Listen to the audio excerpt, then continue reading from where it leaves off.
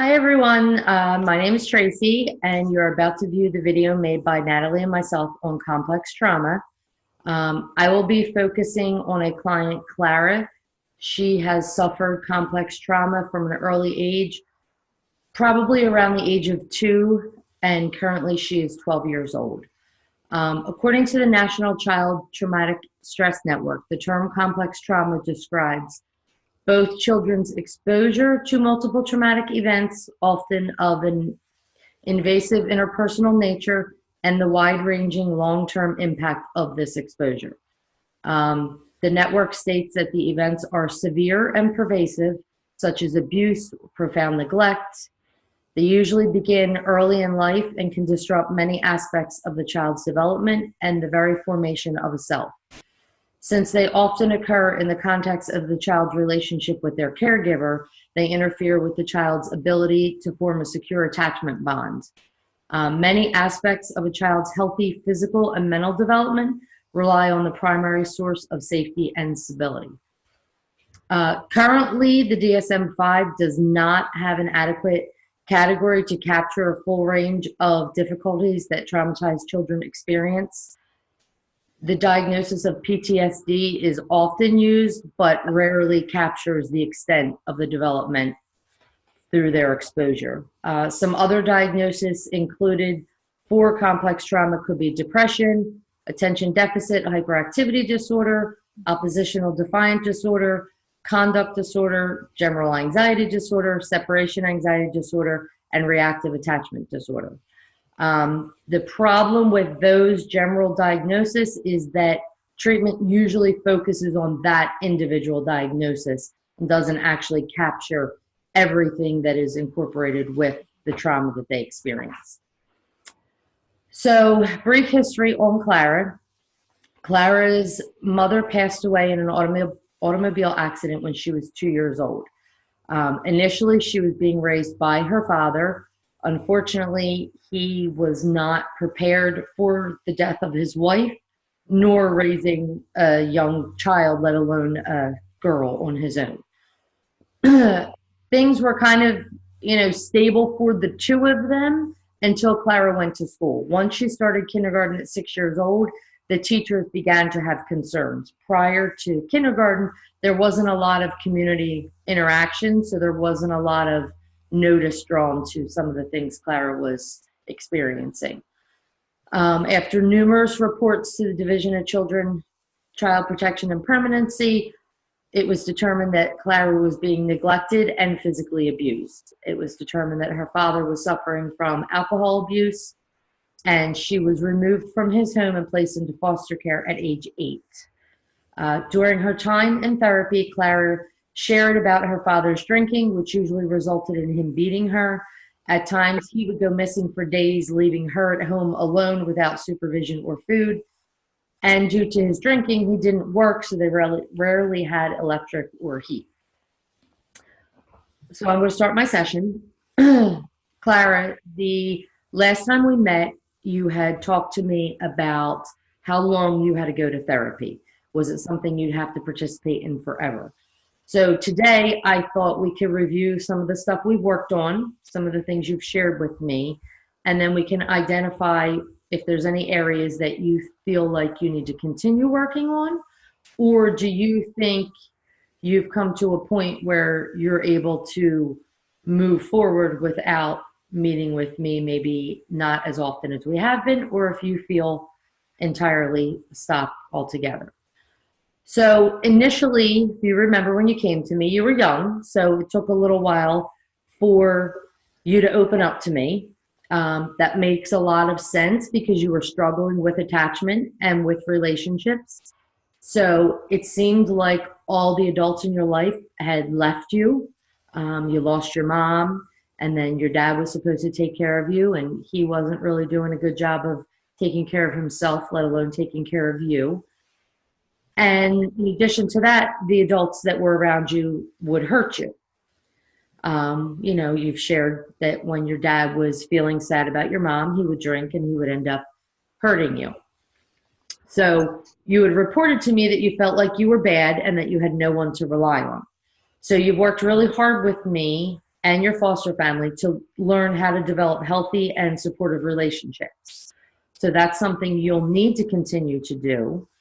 And we can revisit that if you feel like you need to look at some more ways to do that.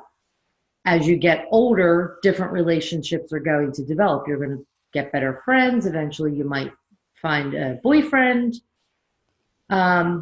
So growing up in the house with your father, you stated that you were always afraid, which is a natural feeling for someone who was in a situation and exposed to the type of trauma you were exposed to. You didn't know what each day would bring. You kind of relied on what was happening, what you could hear your father doing before you would come out of your bedroom to kind of figure out what the day would bring. You knew if he was cooking breakfast and you could smell stuff cooking, that it was probably going to be a good day. If it was quiet, you sort of had concerns about whether he was even there or if you'd have food to eat.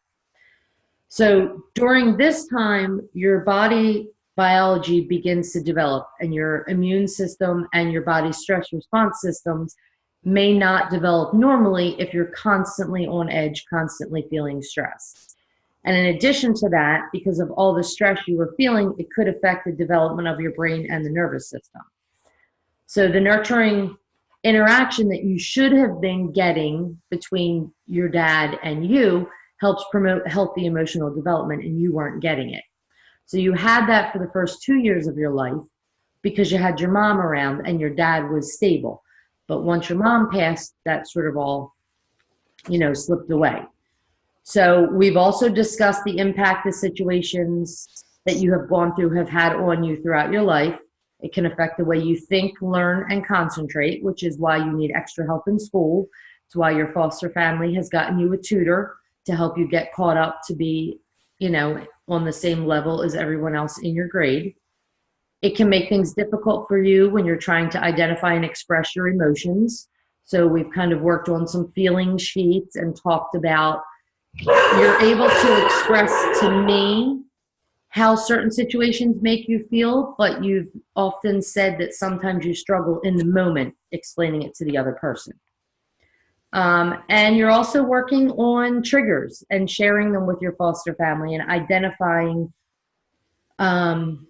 what it feels like when you're left home alone, because you were left home alone a lot as a child. So that's something that you really struggle with.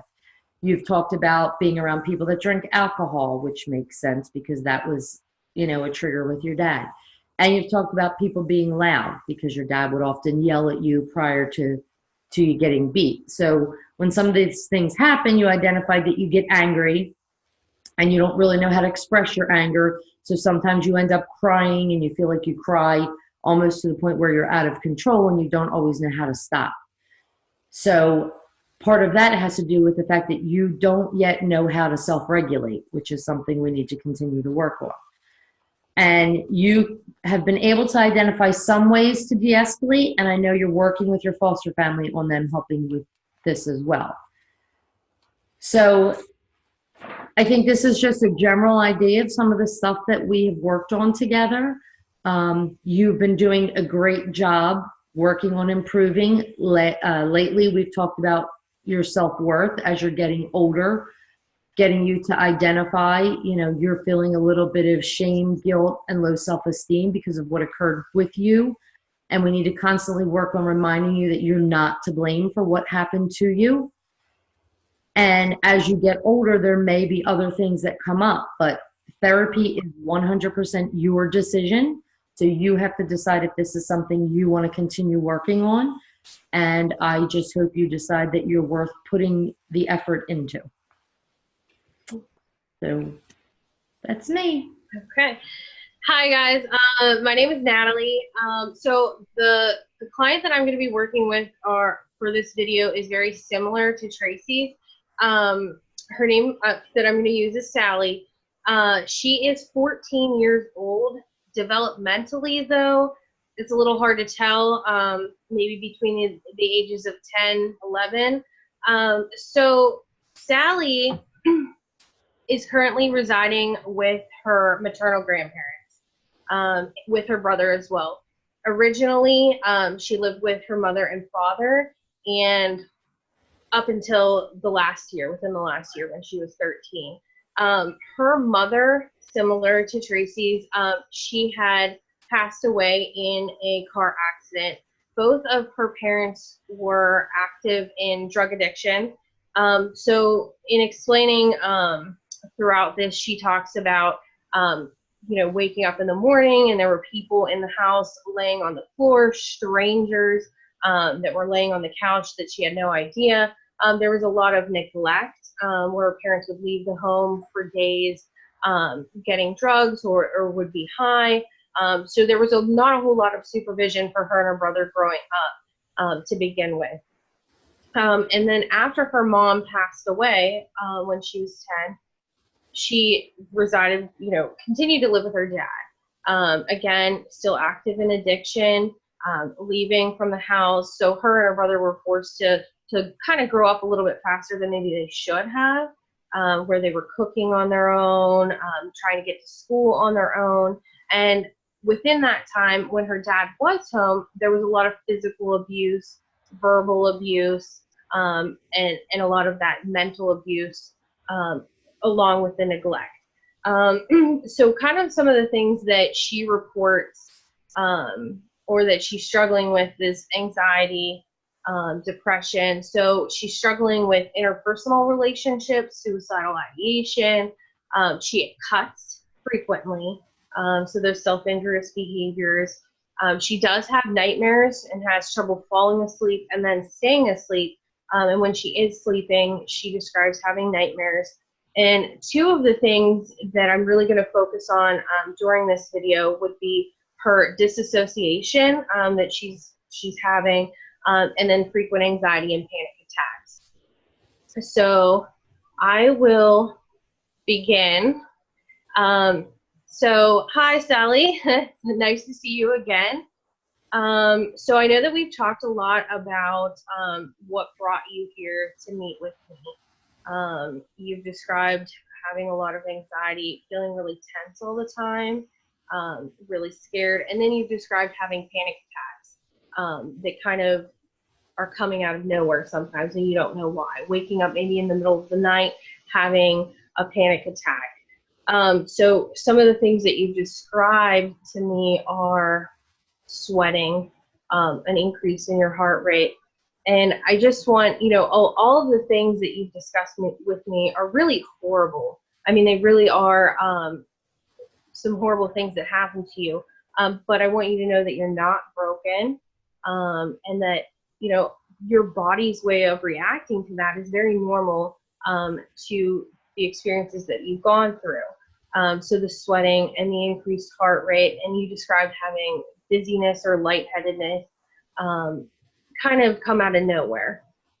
So what I want to describe to you is called fight, flight, or freeze. And I want you to remember this. And when I think about it, it's really similar to, say, being in the jungle. So you're in the jungle, you're having a good time, you're looking at all the different things in the jungle, and then out of nowhere, here comes a lion. And you're just like, so you either want to fight, you want to run, or you just stop dead in your tracks. What am I going to do? So your body is so accustomed to feeling like there's danger around from all of the things that you've experienced up until this point that it becomes automatic now. When you are sleeping and you're having a bad dream, maybe about some of the things that you've experienced, some of the things you saw, it kind of brings you right back to that jungle. And you're perceiving a danger that's not really there. But those are very normal body reactions to the things that you've experienced. It's the way that your body tells you, hey, there's danger around. This is what I need to do to survive. And I think that you've done a really good job of fighting through and surviving a lot of the things that you've dealt with and you've been through. And that's what's gotten you to this point. And we'll definitely work on, ways to help regulate, your heart rate and to regulate the sweating. So we can do different types of relaxation techniques, guided imagery, ways to maybe get you calm before you go to sleep. And then the next thing that that I'd like to talk about is you describe to me sometimes life is like a play, that you're there sitting in the audience watching your life go on, but you're not actually living. So again, that feeling, that kind of out of body experience is actually pretty common, and can happen when you have high levels of stress and anxiety, which you do. So what that's like is it's a way of your body, as a defense mechanism to say, hey, I need to step back. It's too stressful, and it's kind of a way for your mind to think, I'm outside. I'm kind of escaping all of those things that are going on. And we can work on different types of maybe grounding techniques. And when I talk about grounding techniques, I want to talk about being here in the present, whether that's I'm sitting here and I'm rubbing a pillow and I can feel that it's soft and I know that I'm safe and I'm here in the moment and there's nothing that's going to hurt me. So I think that I want you to know, that those things that you're experiencing are really normal for everything that you've been through, all the things, again, that you've seen, you've experienced, and that there are different ways that we can go about working together to get, you to feel a little bit more calm and relaxed, and so that you don't always feel on edge all the time and that there is something dangerous. So I hope that that made sense to you with regard to kind of some of those body feelings that you're having, and looking at your life like it's a play. Okay? All right, well, that's it, I guess. All right, guys, thanks.